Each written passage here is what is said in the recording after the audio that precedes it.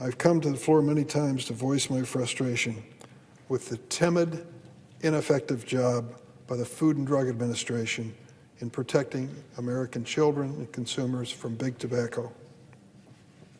With new threats like vaping, the FDA has utterly failed to use its authority under the law to clear the market in the United States of unauthorized e-cigarettes.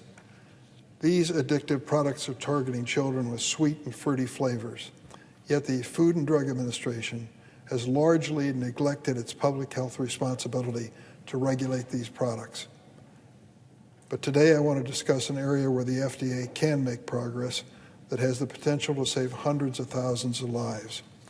Last month, the FDA submitted a regulation to the White House for final review. This proposed regulation would ban the sale of menthol cigarettes and prohibit the use of flavorings in cigars. Scientists have known for years that flavors play a powerful role in addiction of people to tobacco by masking the harsh taste of their product.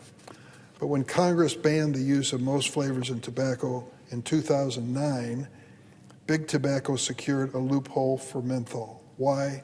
Addiction is profitable. For decades, menthol cigarettes in particular have been marketed aggressively to the African American community in the United States through free samples, sponsorship of cultural events, and heavy advertising. As a result, today, 85% of black smokers use menthol cigarettes compared to 30% of white smokers.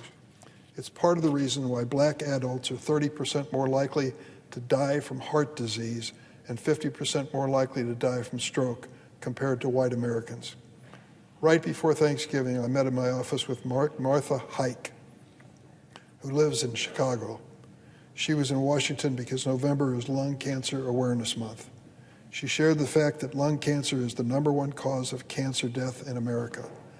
The #1 cause of cancer death in America, lung cancer, killing more Americans than breast cancer, prostate cancer, and colorectal cancer combined. She met with me because 6 of her dearest family members have died from lung cancer due to smoking. I'm glad there's greater attention today on topics like health disparities, equity, and the underlying factors for why black people live sicker and die younger in America. FDA's proposal would eliminate the racial disparity in lung cancer deaths between black and white Americans, saving 650,000 lives.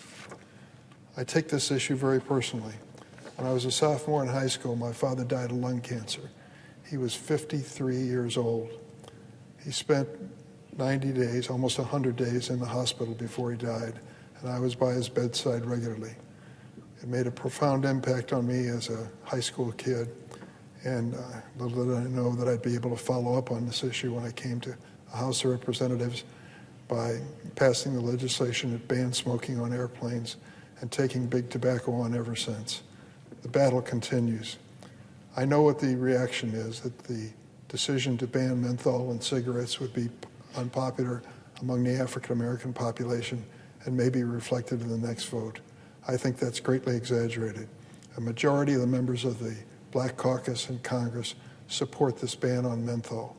And I want to make it clear, they're peddling stories, big tobacco is, that we're going to go out and arrest African Americans if they use menthol cigarettes, but that's not the case at all.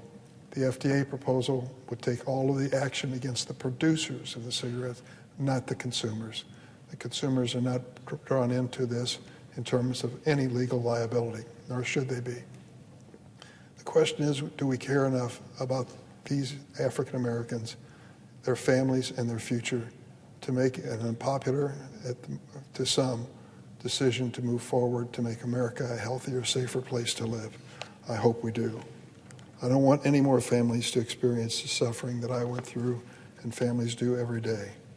The Biden administration has an incredible track record of taking on big challenges and delivering.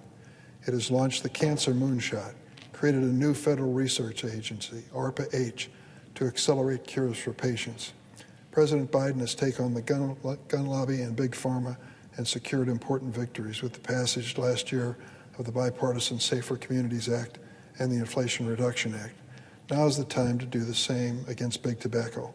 which is responsible for nearly 500,000 deaths per year. I urge the Biden administration to look carefully at the proposal from the FDA and swiftly finalize its rules on menthol and flavored cigars, which will save lives and reduce suffering, especially for communities of color.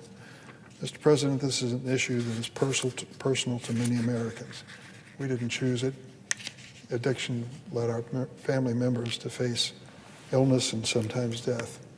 Are we going to do something for the next generation of African Americans who are being harassed in the advertising and marketing of this product to the detriment of their future?